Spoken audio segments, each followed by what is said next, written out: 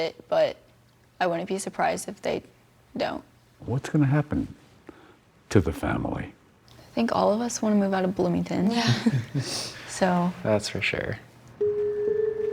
Something else. After all the trauma, these three are, by the look of it, fine. It's because, they said, they had a wonderful mother. So far.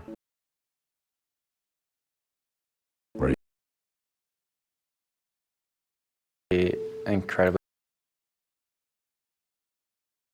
And you think about how she would want you to live and how she would want you to keep going. So that's what I've just been trying to do. That's all for now. I'm Lester Holt. Thanks for joining us.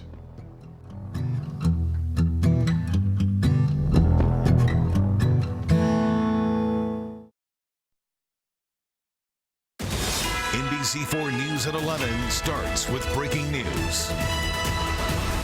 That breaking news is from Downey, where we're learning an LA County law enforcement officer and his wife died in a car crash this afternoon. It happened at the intersection of Paramount Boulevard and Gardendale just after 2 o'clock. Downey police say the victims are Emilio and Annabelle Guerrero. Emilio was a sergeant with the LA County District Attorney's Office Bureau. Tonight, a procession from the crash site to the coroner's office. Eliana Moreno was overhead when it happened.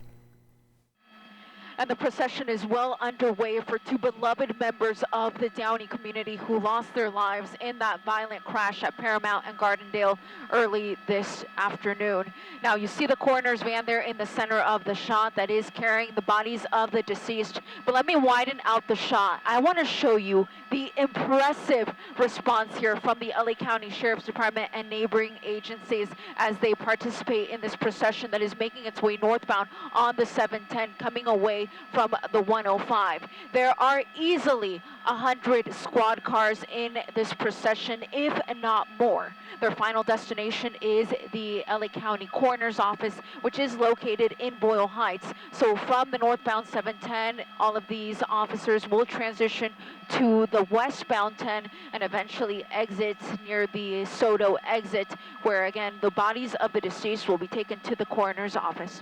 That is the very latest here from the Southgate area over the 710. I'm Eliana Moreno. Let's send it back down to you in the studio. And more breaking news: an erratic pursuit in Sun Valley with the suspect crashing into an innocent driver and throwing things at officers. Oh no! Oh my gosh! Oh no! He just crashed into an innocent driver.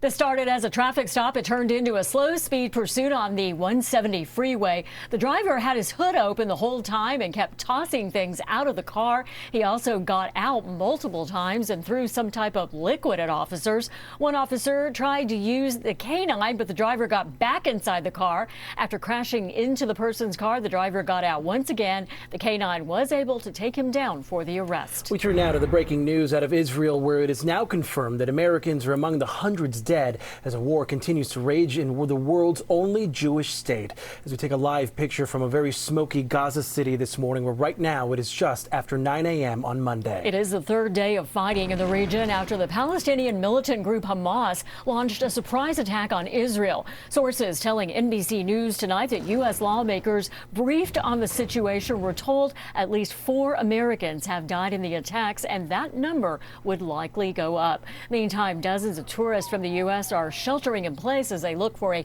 safe way out of Israel. And NBC News reporting that former intelligence and military officers say the sophisticated tactics used by Hamas on Israel indicate that Iran likely played a major role in the assault.